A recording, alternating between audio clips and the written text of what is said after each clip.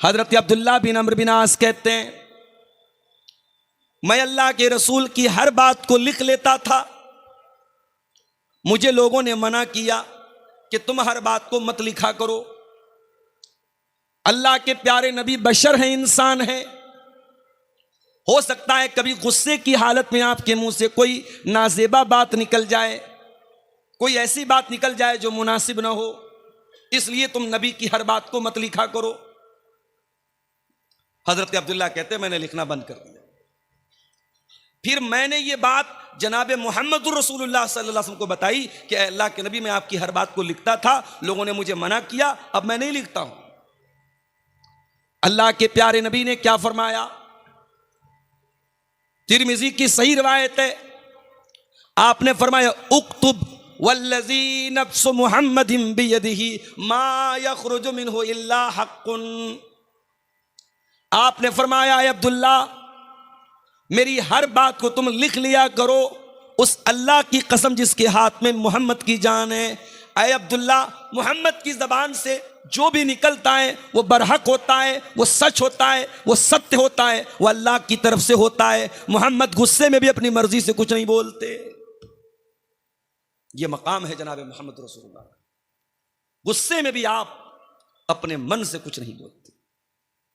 जब आपने कलमा पढ़ा अशहदु अन्ना मुहम्मद रसूलुल्लाह, आपने इकरार कर लिया कि मैं उस नबी का मानने वाला हूं, उस नबी की लाई हुई शरीयत को मानने वाला हूं। इतना ही नहीं, जब आप ये कहते हैं कि हम मुसलमान हैं और जब आप ये कलमा पढ़ते हैं अशहदु अल्ला इलाहा इल्लल्लाह व अशहदु अन्ना मुहम्मदन अब्दुहु व रसूलुहु, जब आप ये कलमा पढ़ते हैं, ये कलमा पढ़ते ही आप इस बात की गवाही भी देते हैं कि मैं दुनिया में सबसे ज्यादा अगर किसी से मोहब्बत करता हूं तो अल्लाह से करता हूं और उसके रसूल से करता हूं। अल्लाह से बढ़ के कुछ नहीं, रसूल से बढ़ के कुछ नहीं। इस कलमे का एक मतलब यह भी है, दुनिया में बहुत सारी चीजों से हम मोहब्बत करते हैं। माल से मोहब्बत करते हैं, औलाद से मोहब्बत करते हैं, माँ बाप से हमें मोहब्बत होती है, भाई बहनों की मोहब्बत होती है, बीवी बच्चों की मोहब्बत होती है, कारोबार की मोहब्बत होती है, धन दौलत की मोहब्बत होती है, घर मकान की मोहब्बत होती है। मगर एक मोहब्बत ऐसी है जो इन सारी मोहब्बतों से बढ़कर के, वो कौन सी मोहब्बत है? आइए कुरान का 10वां पारा खोलते हैं। सूरह तौबा की आयत नंबर 24 में अल्लाह फरमाता है, कुल इन कान आबाउकुम व अबनाउकुम व इख्वानुकुम व अज़वाजुकुम व अशीरतुकुम व अमवालुन इक़्तरफ़्तुमूहा व तिजारतुन तख़शौन कसादहा व मसाकिन तरदौनहा। 8 चीजों का नाम लिया अल्लाह, और ये 8 चीजें वो हैं, दुनिया का कोई इंसान नहीं कह सकता कि इन 8 चीजों से मुझे मोहब्बत नहीं है। कुल इनकान आबाउकुम, ऐ नबी आप फरमा दीजिए, अगर तुम अपने बापों से मोहब्बत करते हो, कौन बेचारा है जो अपने बाप से मोहब्बत नहीं करता? हां, वही अपने बाप से मोहब्बत नहीं करेगा जिसके सीने में दिल नहीं पत्थर होगा। जिसके सीने में दिल होगा वो अपने बाप से नफरत नहीं कर सकता। एक बात बोलूं आपसे, जब मां बाप की बात आती है ना, तो आमतौर से मां की कुर्बानियों का नाम लिया जाता है। मां पेट में रखती है, मां जन्म देती है, मां दूध पिलाती है, मां गीले बिस्तर पे सो जाती है। मां की खूबियों को बयान करते करते बाप के एहसान कहीं पीछे छुप जाते हैं मेरे भाई। मां की का एहसान नजर आता है, बाप का एहसान नजर नहीं आता।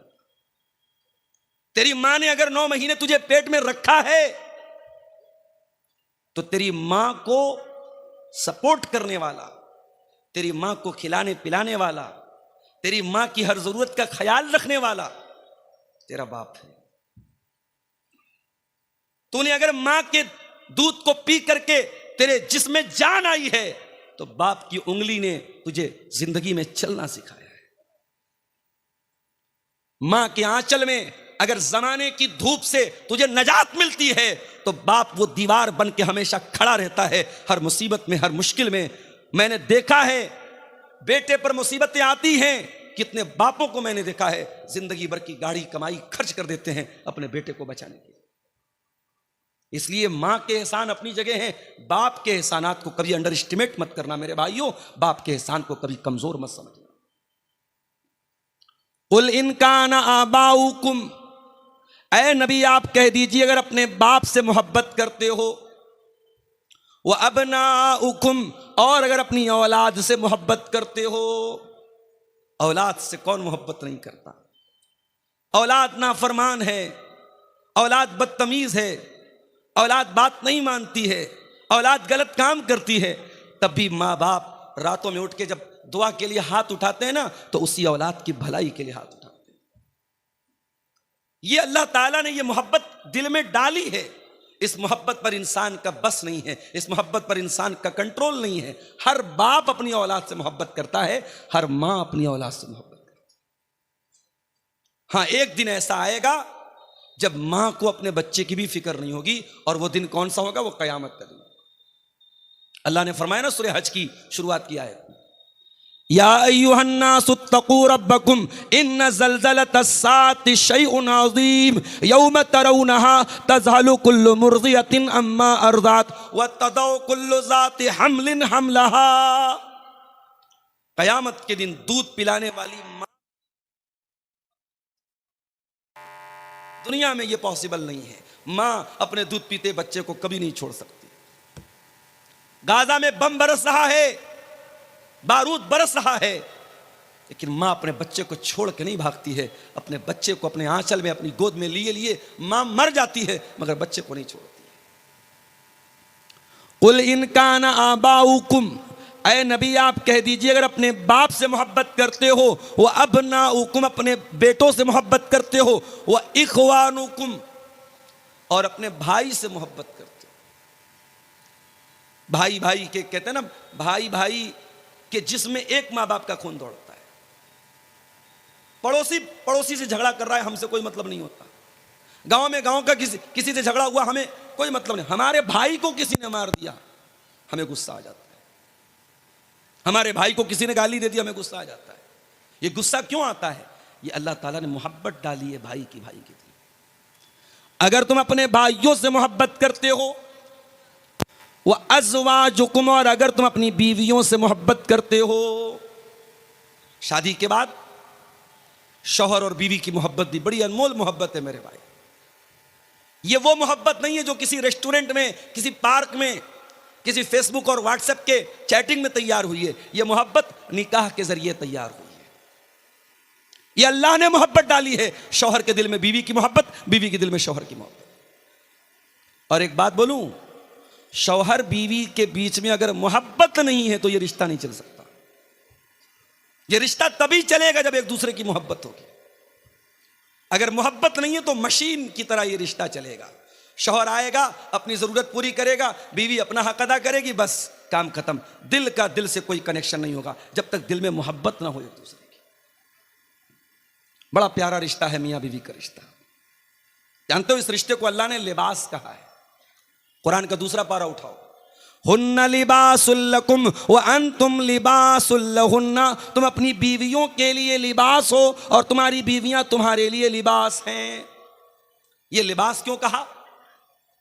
तुम्हारी बीवी तुम्हारे लिए लिबास है, लाइक अ ड्रेस। तुम्हारी बीवी तुम्हारे लिए ड्रेस है। तुम्हारी बीवी तुम्हारे लिए वैसी है जैसे तुम्हारा कपड़ा है। भाई बीवी का कपड़े से क्या ताल्लुक है? कपड़ा हमेशा बदन के साथ लगा रहता है। आप रात में सोते हैं तो भी बनियाइन और लुंगी के साथ सोते हैं। बीवी शौहर के लिए लिबास है, शौहर बीवी के लिए लिबास है। दोनों एक दूसरे के साथ अटैच्ड हैं, एक दूसरे से संबंधित हैं, एक दूसरे से बंधे हुए हैं। दोनों अलग नहीं हो सकते। मैं अभी तकरीर करने के पहले कपड़ा चेंज करना था। मैंने डॉक्टर साहब से कहा थोड़ा कोई कमरा दे दीजिए, मैं कपड़ा चेंज करूं। आदमी भी कपड़ा चेंज करता है तो अकेले में चेंज करता है, और औरत तो करती है। हम किसी के सामने बगैर कपड़े के रहना पसंद नहीं करते। कपड़ा हमारी इज्जत पर पर्दा डालता है, कपड़ा हमारे ऐब पर पर्दा डालता है।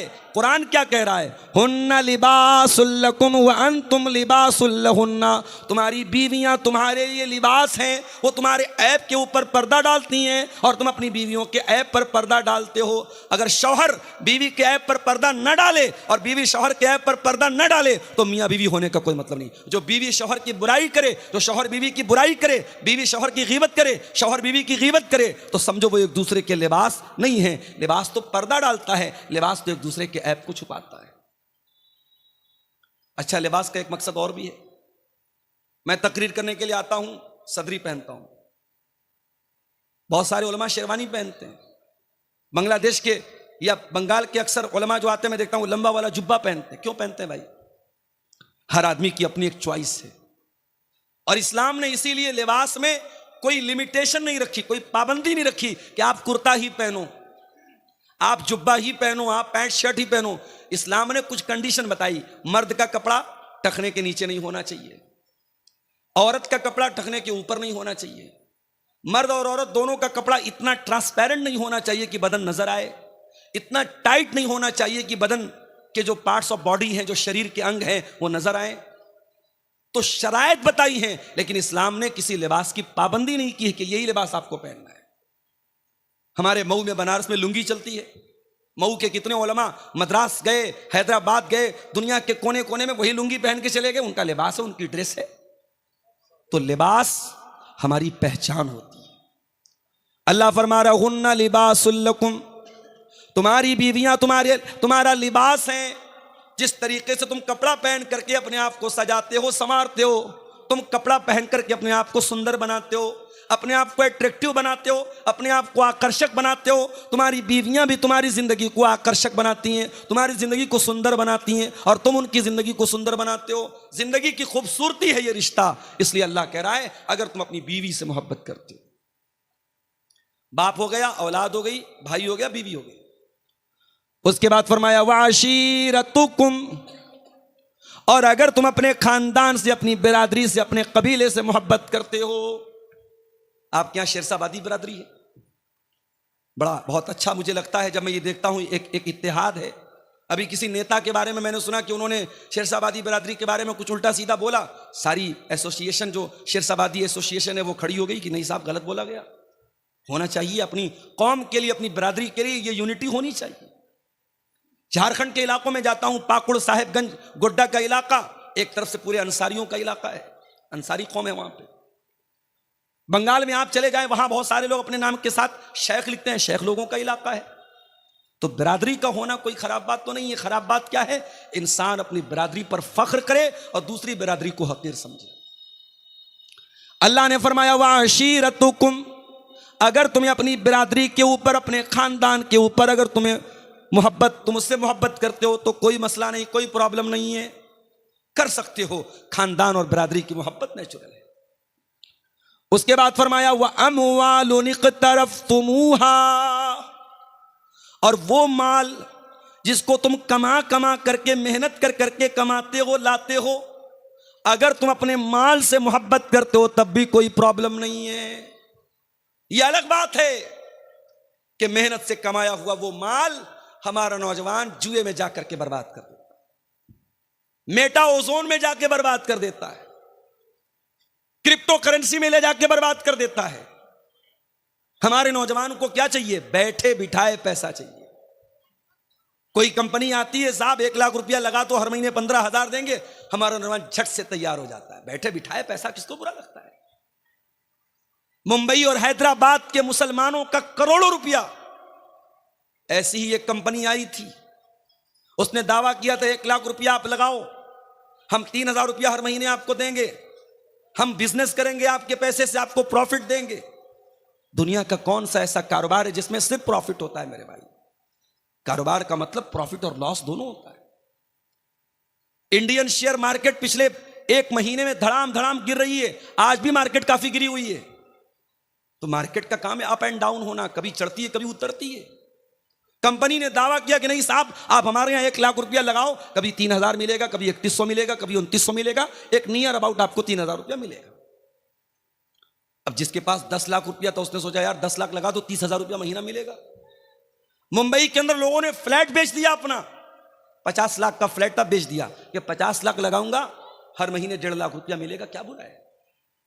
मकान बेच दिया, फ्लैट बेच दिया, किराए पे रहने लगे, कंपनी सारे लोगों का पैसा लेके भाग गई, आज सब बेचारे रो रहे हैं। तो मेरे भाइयों, ये पैसा जो आप मेहनत से कमाते हैं, अपने नौजवानों से कहना चाहूंगा, इसको जुए में बर्बाद मत करना। ये मेटा ओजोन, ये क्रिप्टो करेंसी और ये शेयर मार्केट की बहुत सारी नाजायज शक्लें, शेयर मार्केट की सारी शक्लें नाजायज नहीं हैं, उसकी बहुत सारी शक्लें जायज भी हैं, उसको बैठ करके डिस्कस किया जा सकता है, लेकिन बहुत सारी शक्लें शेयर मार्केट की नाजायज हैं। तो शेयर मार्केट हो गई, क्रिप्टो मार्केट हो गई, इसी तरीके से आजकल ये जो है कमोडिटी मार्केट चल रही है, सोने और चांदी का कारोबार हो रहा है। इन तमाम चीजों में जो एक ये गारंटीड मुनाफा है, और ये है कि साहब हम पैसा लगा के करोड़पति बन जाएंगे, 100 रुपया लगा के 1000 कमा लेंगे, ये जुआ है, इसमें अपने पैसे को बर्बाद मत करो मेरे। कुरान कह रहा है वह अमवालुन इक़्तरफ़्तुमूहा, अगर अपने माल से तुम मोहब्बत करते हो, जिस माल को तुम मेहनत से कमा कमा करके इकट्ठा करते हो। कोई इंसान अगर ये बोले साहब हमको माल से मोहब्बत नहीं है, झूठ बोल रहा है, वो झूठा है, मक्कार है। माल से मोहब्बत तो नेचुरल चीज है मेरे भाई। अब ये अलग बात है, किसी को माल से इतनी मोहब्बत होती है कि माल कमाने के चक्कर में हलाल हराम की परवाह भी नहीं करता, माल से इतनी मोहब्बत होती है ज़कात नहीं निकालता, दान नहीं करता, चंदा नहीं करता। करोड़ों की हैसियत है, मोहल्ले में मदरसे का चंदा हो रहा है, मस्जिद का चंदा हो रहा है, ये 10,000 दे सकता है, ये 1 लाख दे सकता है, ये चंदा देता है 500 रुपया, इसके पास पैसा तो है, दिल नहीं है। तो किसी के दिल में माल की ज्यादा मोहब्बत है, किसी के दिल में कम मोहब्बत है, मगर माल से मोहब्बत सबको है। उसके बाद फरमाया हुआ तिजारतुन तख्शौन कसादहा, और ए ईमान वालो, अगर तुम अपने बिजनेस से, अपने कारोबार से, अपने व्यापार से, अपने धंधे से, अपनी दुकान से मोहब्बत करते हो, जिस कारोबार के बारे में तुम्हें यह डर होता है कि कहीं घाटा ना हो जाए, हर कारोबारी को यही डर रहता है घाटा ना हो जाए, तो ये 7 चीज हो गई। और 8वीं चीज वमसाकिनु तरदौनहा, और ए मुसलमानों, अगर तुमको अपने घर बार से मोहब्बत है, अपने मकान से मोहब्बत है, अपनी बिल्डिंग से मोहब्बत है, माँ बाप से मोहब्बत, औलाद से मोहब्बत, भाई से मोहब्बत, बीवी से मोहब्बत, खानदान से मोहब्बत, माल से मोहब्बत, तिजारत से मोहब्बत, घर बार से मोहब्बत, अल्लाह ने 8 चीजों का नाम लिया। और 8 चीजों का नाम लेने के बाद अल्लाह क्या कहता है, जरा गौर कीजिएगा। अहब्बा इलैकुम मिनल्लाहि व रसूलिही व जिहादिन फी सबीलिही, अगर इन 8 चीज़ों की मोहब्बत तुम्हारे दिल में अल्लाह से ज़्यादा हो जाए, रसूल से ज़्यादा हो जाए और अल्लाह की राह में जिहाद से ज़्यादा हो जाए, फतरब्बसू, तो तुम अल्लाह के अज़ाब का इंतज़ार करो, हत्ता यातियल्लाहु बिअम्री, अल्लाह ताला अपने अज़ाब को सामने लाएगा। पता ये चला आप मोमिन हैं, आप मुसलमान हैं, आपके दिल में सबसे ज्यादा मोहब्बत किसकी होनी चाहिए? अल्लाह की और उसके रसूल की होनी चाहिए। दुनिया की सारी मोहब्बतें इन 2 मोहब्बतों पर कुर्बान है मेरे भाई। अब मैं अपने तकरीर के असल टॉपिक की तरफ आ रहा हूं। हमें अपने रसूल से मोहब्बत तो करनी है, सवाल यह पैदा होता है कितनी मोहब्बत करनी है। कुरान करीम जवाब देता है अन्नबिय्यु औला बिल मोमिनीना मिन अनफुसिहिम, के नबी मोमिन, नबी से ईमान वाले अपनी जान से ज्यादा प्यार करते हैं, ईमान वाले नबी से अपनी जान से ज्यादा मोहब्बत करते हैं, जान से बढ़ के अपने नबी से प्यार होना चाहिए। अब आप कहेंगे मौलवी साहब ये कैसे पॉसिबल है, जान से बढ़ के कोई कैसे प्यार कर सकता? आइए मैं आपको एग्जाम्पल देता हूं। हजरत खुबैब इब्न अदी को देखो, इनको मक्का वालों ने अरेस्ट कर लिया, गिरफ्तार कर लिया, इनको सूली पे चढ़ाने की तैयारी हो गई है। मक्का वालों ने कहा खुबैब कोई आखिरी ख्वाहिश, कोई अंतिम इच्छा अगर हो तो बता दो। कहा कि मैं 2 रकात नमाज पढ़ना चाहता हूं। क्या ठीक है, 2 रकात नमाज पढ़ लो तुम। और आज भी दुनिया में तकरीबन हर कंट्री में, हर देश में फांसी देने से पहले और सजाए मौत देने से पहले मरने वाले की अंतिम इच्छा पूछी जाती है, और अगर पूरी करने लायक होती है तो पूरी भी करवाई जाती है। खुबैब इब्न अदी ने कहा मैं 2 रकात नमाज पढ़ना चाहता हूं। कहा ठीक है पढ़ लो। हजरत खुबैब इब्न अदी ने हल्की 2 रकात नमाज पढ़ी, सलाम फेरा, कहा है मक्का वालों अगर इस बात का डर न होता कि कहीं तुम ये ना समझने लगो मैंने मौत के डर से नमाज को लंबा किया है तो मैं थोड़ी और लंबी नमाज पढ़ता। कहा है खुबैब एक बात बताओ, क्या तुम ये तसव्वुर कर सकते हो कि हम तुम्हें छोड़ दें और तुम्हारी जगह तुम्हारे नबी को सूली चढ़ा दें? नऊजुबिल्लाह। अगर तुम ऐसी बात अपने मुंह से निकाल दो कि ऐ लोगों मुझे छोड़ करके मेरे नबी को सूली पर चढ़ा दो, तो ऐ खुबैब हम गौर कर सकते हैं, हम विचार कर सकते हैं कि तुम्हें छोड़ दें। मेरे प्यारे साथियों, खुबैब इब्ने अदी को मालूम है थोड़ी देर में मुझे सूली पे चढ़ा दिया जाएगा, मेरी तिक्का बोटी कर दी जाएगी, मेरे बदन के टुकड़े टुकड़े कर दिए जाएंगे। ऐसे मौके पर खुबैब को ऑफर दिया जा रहा है तुझे कुछ नहीं करना है, बस जबान से ये कहना है मेरी जगह मेरे नबी होते तो हम तुम्हें छोड़ सकते हैं, तो तुम बताओ तुम्हारी क्या राय है? खुबैब बिन अदी कहते हैं कि ऐ जालिमों, तुम मेरी जगह मेरे नबी को सूली पे चढ़ाने की बात करते हो, मैं तो यह भी गवारा नहीं करूंगा कि मेरी जान बच जाए और मेरे नबी के पांव में कांटा भी चुभोया जाए। तुम मेरी जगह मेरे नबी को सूली पे चढ़ाने की बात कर रहे हो? अरे ये तो बहुत दूर की बात है। खुबैब तो ये भी गवारा न करेगा कि खुबैब की जान को बख्श दिया जाए, खुबैब को रिहा कर दिया जाए और बदले में खुबैब के नबी के पांव में कांटा चुभोया जाए। अल्लाह अकबर। ये थी मोहब्बत, ये थी मोहब्बत। अन नबी औला बिल मोमिनीन मिन अनफुसिहिम, ईमान वाले अपने नबी से अपनी जान से ज्यादा प्यार करते हैं। हजरत बिलाल को देखो मेरे भाइयों, नौजवान भाइयों, अपनी स्मार्टनेस पर, अपनी खूबसूरती पर, अपने हैंडसम होने पर, अपने गोरे गोरे रंग पर नाज करने वाले भाइयों और बहनों, अल्लाह ने अगर आपको खूबसूरत बनाया है बहुत अल्लाह का शुक्र अदा करो, मगर याद रखो खूबसूरती ये अल्लाह के यहां कोई काम आने वाली चीज नहीं है। अल्लाह के आपकी शक्ल सूरत ये मैटर नहीं करती है। अल्लाह के आपका अमल मैटर करता है, आपका कैरेक्टर मैटर करता है, आपका अकीदा मैटर करता है। बड़े स्मार्ट है, बड़े हैंडसम है, दुनिया में कोई देखता है बड़ी तारीफ करता है, यार ये बंदा बड़ा खूबसूरत लगता है, ये लड़की बड़ी खूबसूरत है। दुनिया वालों के कॉम्प्लीमेंट हासिल करने के लिए, दुनिया वालों की तारीफ हासिल करने के लिए अपने गोरे गोरे रंग पर नाश करने वालों, अपनी गोरी चमड़ी पर नाश करने वालों, बिलाल कोई गोरा तो न था, बिलाल कोई हैंडसम तो न था, बिलाल कोई स्मार्ट तो न था, बिलाल का रंग काला था। बिलाल हबशा के गुलाम थे, उनका मालिक उमैया बिन खल्फ उनको अरब की तपती हुई रेत पर लिटाता था और कहता था ए बिलाल हम तुम्हें छोड़ देंगे, बस एक बार तुम ये कह दो इस्लाम का इनकार कर दो और मोहम्मद के दीन का इनकार कर दो और हमारे 360 बुतों की इबादत का इकरार कर लो, ए बिलाल हम तुम्हें छोड़ देंगे। ए बिलाल तेरे ईमान का क्या कहना, तेरी इस्तिकामत का क्या कहना, तेरे दिल में रसूल की मोहब्बत का क्या कहना? बिलाल उस तपती हुई रेत पर लेटे हुए हैं, सीने पर गर्म पत्थर रखा हुआ है, बिलाल की सीने की चर्बी अरब की तपती हुई रेत में पिघल रही है, मगर बिलाल की जबान से क्या निकलता है? अहद अहद अहद। नहीं नहीं ऐ उमैया बिन खल्फ, तू कान खोल करके सुन ले, मैं एक अल्लाह की तौहीद पर ईमान ला चुका हूं, अब तौहीद से कॉम्प्रोमाइज करने वाला नहीं हूं, अब तौहीद से समझौता करने वाला नहीं हूं।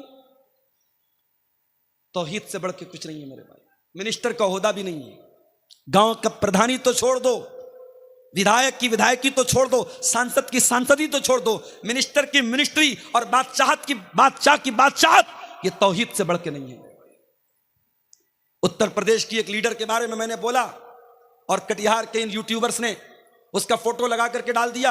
हमारे कुछ साथियों ने हम पर एतराज कर दिया, आपको क्या हक पहुंचता है? हमारी कौम की एक लीडर है, एक लड़की है, बहुत अच्छी लड़की है, हमेशा दुपट्टा अपने सर पे रखती है और परंपरा के साथ रहती है, इज्जत के साथ रहती है। अगर वो किसी इबादत खाने में चली गई और उसने 2-4 उनकी इबादत में हिस्सा ले लिया तो आपको क्या अधिकार पहुंचता है कि आप तकरीर में उस पर एतराज करें? मैंने कहा पहली बात तो मैंने नाम नहीं लिया था, मैंने नाम नहीं लिया था, ये यूट्यूबर्स की हरकत है। नाम न लो, ये फोटो चिपका देंगे, तकरीर कुछ रहेगी, ये उस पर थंबनेल लगाएंगे, मियाँ बीवी शादी के बाद कैसे मिलें, एक गंदी सी तस्वीर लगा देंगे और मियाँ बीवी कैसे मिलें। अब हमारा नौजवान उत्सुकता वश और उसमें ये देखने के लिए कि मौलाना ने क्या बयान किया है, जब उसको सुनेगा तो कहेगा खोदा पहाड़ निकली चूहिया। ये हमारे यूट्यूबर्स की हरकत है। इनको व्यू हासिल करना है, कुछ भी थंबनेल लगा देंगे, कुछ भी उस पर लगा देंगे। एक जगह तकरीर मेरी हो रही थी, गर्मी का मौसम था, मैं पसीने पसीने था। एक आदमी मेरे पीछे से आया, वो मुझे पंखा करने लगा। लोगों ने बताया थोड़ा दिमाग का क्रैक है, वो आकर के पंखा करने लगा। बोला आप गर्मी से मर जाएंगे। मैंने कहा भाई मैं गर्मी से नहीं मरूंगा, तुम बैठ जाओ। अब एक यूट्यूबर ने उस पर थंबनेल लगाया, तकरीर में हुआ हंगामा, मौलाना भड़क गए। अरे भाई किस पर भड़का मैं? तो कुछ भी चल रहा है आजकल। मैंने तकरीर में सिर्फ इतना बयान किया उत्तर प्रदेश की एक लीडर के बारे में, मैंने नाम भी नहीं लिया। मैंने कहा एक लीडर है, मुसलमान लीडर हैं, बड़ा उनकी तारीफ हो रही कि साहब बहुत अच्छे परिवार से उनका संबंध है और बहुत सारे वोटों से जीत करके वो आई हैं और पार्लियामेंट में हमारी नुमाइंदगी कर रही हैं। उनका एक वीडियो मैंने देखा कि एक इबादत खाने में, गैर मुस्लिमों के इबादत खाने में दाखिल हुई और उनकी इबादत में उनके जो धार्मिक क्रियाक्रम होता है उसमें शामिल हुई। मैंने कहा यह गलत है। एक सीधी सीधी बात सुन लो, अभी दिल्ली में ऑल इंडिया अहले हदीस कॉन्फ्रेंस हुई, मेरी तकरीर होने वाली थी वहां, बनारस से मेरी फ्लाइट थी, मैं नहीं जा सका। उस कॉन्फ्रेंस में मेरी तकरीर का जो टॉपिक था वो क्या था? इस्लाम और मजहबी रवादारी, इस्लाम एंड रिलीजियस टॉलरेंस। इस्लाम दूसरे के मजहब के बारे में हमें अपने अंदर बर्दाश्त का मादा पैदा करने का हुक्म देता है, ये मेरा टॉपिक था। तो मैं उस तकरीर में जो बात बयान करने वाला था, जो मैंने नोट्स बनाए थे, उसमें एक बात मैंने ये भी लिखी थी कि रवादारी का मतलब, टॉलरेंस का मतलब ये नहीं है कि मैं आपके मजहब पर अमल करूं, आप मेरे मजहब पर अमल करें। नहीं, टॉलरेंस तो ये है आप अपने धर्म पर अमल करें, मैं अपने मजहब पर अमल करूं, ना मुझे आपके मजहब पर कोई एतराज हो, ना मैं आपके मजहब को कुछ बुरा भला कहूं और ना आप मेरे मजहब के साथ कोई छेड़छाड़। ये टॉलरेंस है। हमारे यहां टॉलरेंस का मतलब क्या समझ लिया कि साहब जब कोई गैर मुस्लिम कुरान पढ़ेगा तब टॉलरेंस है, और जब कोई मुसलमान वेद गीता और रामायण पढ़ेगा तब टॉलरेंस है। नहीं मेरे भाई, मुसलमान अपनी नमाज पढ़े और गैर मुस्लिम अपनी पूजा पाठ करे, ईसाई अपने चर्च में जाकर के आराम से इबादत करे, सिख मजहब का मानने वाला अपने गुरुद्वारा में जाकर के अपनी पूजा करे, जैन मजहब का मानने वाला अपने एतबार से इबादत करे, और हमें किसी के इबादत करने पर और किसी के त्यौहार मनाने पर हमें कोई एतराज ना हो। ये टॉलरेंस है, ये रवादारी है, ये भाईचारा है, और इस भाईचारे को हम भारत में फैलाना चाहते हैं और इसको बढ़ावा देना चाहते हैं। तो तौहीद से कोई कॉम्प्रोमाइज नहीं किया जाएगा। हजरत बिलाल ने तौहीद से कॉम्प्रोमाइज नहीं किया, तपती रेत पर लिटा दिया गया, मगर बिलाल ने तौहीद को नहीं छोड़ा मेरे भाई।